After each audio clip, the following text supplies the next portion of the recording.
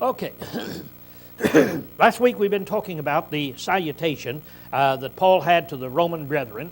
And when we looked at it, even though there's a whole lot of things that are involved in there, he said really this: I, Paul, to you that are in Rome. And he called himself a called apostle, and he said, I'm writing to the called saints. So I'm a special individual from God, you're special from God, and I'm writing to you. And there's a whole lot of things that we looked at in between that. Now then, we're getting ready to get on down, and starting out in verse 8, and look at the rest of the salutation that he's giving in this situation here. Thank you, Rod. As Paul always started out, all of his epistles, he starts out by giving a thanks for the people that he's writing to. So in verses 8 through 10, he says, first, I thank my God through Jesus Christ for you all, that your faith is proclaimed throughout the whole world. So we can stop there and see here where he is always thanking God for all of the saints. And in this case, he thanks God that their faith has been proclaimed throughout all of the world, which shows that Rome had a great reputation throughout all of the churches in the world. It's speaking rather highly of this group of people, of how spiritually minded they are, how great they really were, as he's writing to them. Then he says, for God is my witness, whom I serve in the Spirit in the gospel of his Son, how unceasingly I make mention of you always in my prayers. Again, a statement that Paul's generally making in some way or another. He calls upon God as a witness, telling that he is honest in making this statement. He's not just making the statement off of the cuff, but he understands that God could be a witness to the fact that I'm praying for you, brethren, all of the time. And he said, I do it in an unceasing way. So he said, I make mention always of you in my prayers, making request, if by any means, now at length, I may be prospered by the will of God to come unto you. So now, here is one thing that Paul is praying for. He's praying that he may be able now, after a long period of time, to come and see them. Now, I put two things up here at one time, because as you can see, verses 11 through 13, he's going to be talking about this. But right in the middle of that, in 11 and 12, he tells them that he wants to impart to them some kind of a gift. In other words, I want to come and I want to see you, and I want to impart to you a gift. Now, let's talk about that gift for just a moment, because the other is the big thing that we'll be talking about. And that is, I want to impart to you a gift. He goes ahead and he tells them here that he wants to come so that he might comfort them and they would comfort him. Now, some people think that that is the gift that Paul is talking about. Others think, and I'm one of them, is that what he's talking about is a regular spiritual gift. That these brethren, this church, has been in existence now for quite some time. And obviously there are brethren there who have these spiritual gifts. He even mentions it in chapter 12, and talks about how to handle the spiritual gifts. But in some way or another, Paul is stating that I want to come to you, and as I would understand it, look the situation over, see what you have there, and then go ahead and fulfill that which is lacking.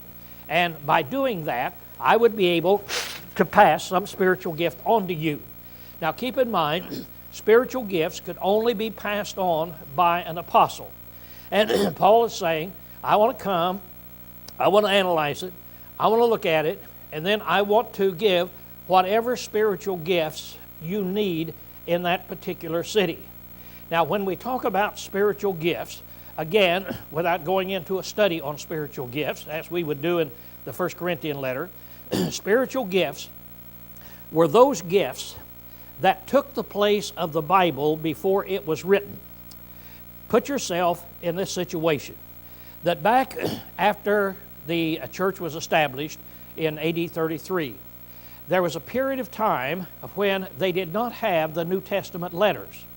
In fact, from 33 AD to 52 AD. Now, that's quite a period of time. they didn't have any New Testament letters. Paul wrote the first New Testament letter in 52 AD. So for almost 20 years, the church existed without any New Testament, if you want to put it that way, without any New Testament in written form. But they did have the doctrine that was passed on verbally, that they would preach it and it would be passed on verbally. Now, today, you and I can study any situation, any problem we want to study by picking up the written word, and here we have it all included. And so we sit down and we can study what God would have us to know about any particular thing. But for the first 20 years that the church was in existence, it didn't have that luxury. What they had there to fulfill that need is that the apostles would lay their hands on people in every congregation and pass on to them spiritual gifts. One of the spiritual gifts would be prophecy, that is, teaching. So here it is. We have need of a teaching here this morning. A problem has arisen. We want to know, what do we do about this situation? I'm not sure what we should do about it.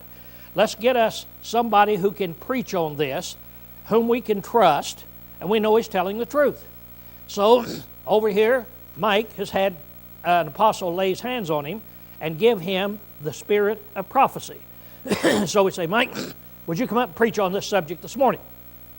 Well, Mike would walk up here having never studied it a minute in his life. And he would open his mouth and he would start preaching on that particular subject. And he would tell us God's will on that subject, because the Holy Spirit would be guiding him through that spiritual gift that is called prophecy. Prophecy is speaking in behalf of God. Now, obviously, there would be some people that would say, well, I'm not sure that Mike's telling the truth. Then they would have laid their hands on other people, and these other people could perform miracles. And so in order to show that Mike is telling the truth, we'd ask a guy over here with a spiritual gift of performing a miracle to perform a miracle and prove that Mike is telling the truth. Then after we learn what we're supposed to do in this situation, we say now we need some wisdom in handling it. We need some wisdom in putting it into practice. Which one of you was it that the apostles laid their hand on and gave you a spirit of wisdom? Here, and Eric holds up his hand, they did it to me. Okay, how do we put this into practice? I can see 4 or 5 different ways that we go about this. But there's going to be some real dumb ways.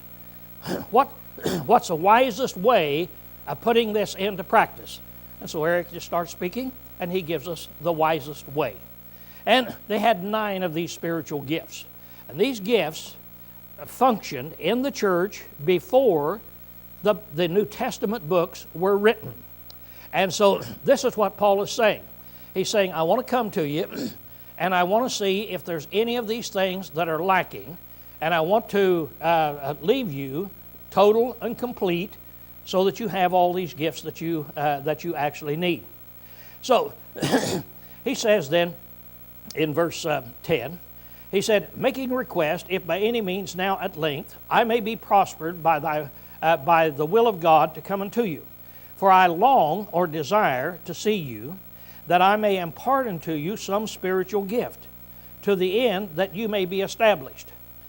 To the end that you may be established means for the purpose of. The result of my imparting these spiritual gifts is so that you, the church there, will be established, fully, completely established, so that you will know what you need to do. Then he goes ahead and he says, that is, that I with you may be comforted, in you, each of us by the other's faith, both yours and mine. So I want to come, I want to be with you, so that I can be comforted by your faith, and you can be comforted by my faith. In other words, our association together, strengths that we have to offer each other, each one of us will give a comfort to the other. It's not just I to you, but it's also you to me. So he goes ahead and he says in here, in verse 13, that I would not have you ignorant, brethren, that oftentimes I purpose to come unto you, and was hindered hitherto, that I might have some fruit in you, even as in the rest of the Gentiles. So he said, now I want you, brethren, to know in here that I've often wanted to come to you. So now we are there with number 2, his desire to see them. I've wanted to come to you very often, but I was always hindered there too. Now, it's kind of an interesting thing that when you look at the map right here of the world that Paul was preaching to, you can skip over to Romans 15 and verse 22 and 23, and you find him talking about the same thing. Now over there he says, wherefore also I was hindered these many times from coming to you. So Paul said, I want you to know that I've always wanted to come to you, but I've been hindered from coming to you. But he said, now, having no more any place in these regions and having these many years a longing to come unto you, so he said, I'm planning on coming. Now, I think all of us could give an illustration of what it means where Paul said, I was hindered from coming to you. There were times when Paul made his plans. I'm going to go down here to Ephesus. And who was it that told him, no, you're not going to go down there? Holy Spirit. Well, he said, then I will go up to Bithynia, which is the north. And what did the Holy Spirit say? No, you're not going up to Bithynia. Well, since he had come from the east, that only left him one option, and that is to go on west and cross the sea and go on into Macedonia. And so sometimes the Holy Spirit guided him and said, no, don't go here and don't go there. Now, an interesting thing is, this shows that Paul, an inspired apostle, was not inspired in his personal plans. When he made personal plans, there was no inspiration in that. And he was corrected oftentimes in the personal plans that he had made. Now, there's another way that he could be hindered. He could say, well, I'm going into Rome next month. So I'm getting ready to go into Rome. What might have happened over to Corinth to have kept him there for a period of time? Problems. Some problems arise, and Paul couldn't leave. So that would be a great hindrance. Now, it's kind of interesting that in all this period of time here that he's been preaching and wanting to go into Rome, that he's been hindered and hasn't been able to go there. So there'd be two reasons, and that is God wanted him to evangelize the country in a systematic way. Do it in a systematic way. Don't take off from here, go 400 miles up that way, and then come back over here and do something, and then go over here 300 miles, then come back here and do something. It was a systematic way of which God guided him. Go here, here, and here, and here, and completely evangelize this area. Then you can go on over into this other area that is farther away. So now, at two places in the Roman letter, Paul makes mention of this. He's obviously wanting the brethren at Rome to understand and know, I haven't neglected you because I didn't care about you. I have always wanted to come and visit you. I've always wanted to do that, but I've always been hindered and unable to do it. Now, he goes ahead and he said, but now having no more any place in these regions. Now, back here, where I'm putting the yellow there, that's the region that Paul was evangelizing. It's a pretty big region. He had gone there on his first, second, and third journeys, gone on over as far as Corinth over there, which is under the word Greece, and he had been establishing churches in all of those areas. Now he said, I've done all of that. Now I've evangelized this part of the country. Evangelized it. I don't have any place else now to preach in here. So now, having these many years a longing to see you. So I'm planning on coming to see you. So I just make this point right here as we move on. That as Paul is writing his introductory remarks, he goes to great length to let the Roman brethren know the reason I haven't been there is because I've been hindered. I have not been able to come. I have been planning on coming. I've been wanting to come. And I want you to know that is my relationship with you. It's not that I don't care about you, but I've been wanting to do this. Okay, then we go back and we see that when he goes there, he is speaking to the Gentiles. Notice he says in verse, let's go to verse 14. No, let's go to verse 13. He said, "And I would not have you ignorant, brethren, that oftentimes I was purposed to come unto you, and was hindered thereto, that I might have some fruit in you also, even as in the rest of the Gentiles." So now, I've been preaching to these Gentiles out here, and now I want to come and preach to you too, just like I've preached to the other Gentiles, which gives us the idea that the Roman church would have been composed mainly of Gentiles rather than Jews. Now, if you went anywhere, I guess in that area in the world at that time, you wouldn't find a church that was totally Jew and no Gentile, or totally Gentile and no Jew. There would be Jews and Gentiles, but there would always be a predominant number of one or the other. And so here it is, he's telling us that really the predominant number would have been Gentiles in that area. Now, based on these feelings that Paul has, he's going to say, "Now then, I'm ready to come into this city, which was known as the melting pot of all the world, and to preach to you also at Rome." So in verse 14, he said, "I am a debtor both to Greeks and to barbarians, both to the wise and to the foolish." Now, I'm coming, I am a debtor to do this. Do you remember when Paul became a debtor? When he became a debtor, on the road to Damascus, light shone down, he went in, Ananias went over and talked to him.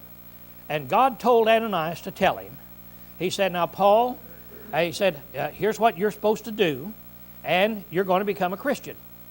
Now think about Paul at that period of time. There was not a man alive who had half of the zeal that he had in destroying Christ and his church. He was fervent in this. He was going to destroy this, and all of a sudden, in one day's time, he found out that he was totally wrong. He found out he was 100% wrong. He found out that he was in absolute trouble. You remember what he said when he looked up and saw that light, and he saw somebody standing there, and he said,